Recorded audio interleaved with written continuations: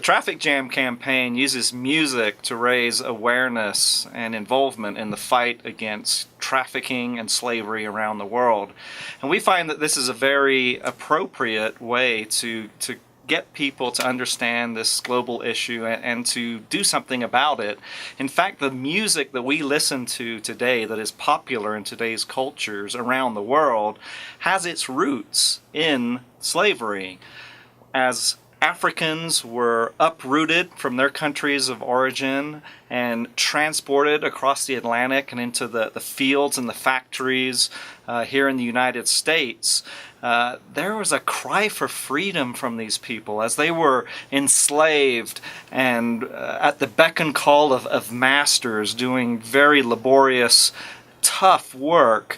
It would initially start with the call and response hymns in the fields, and from that were born the gospel music and the blues, and from the blues we have rock and roll and hip hop and dance and electronica, you name it. The stuff that we're listening to today comes out of a cry for freedom from these slaves that were transported to our shores many years ago.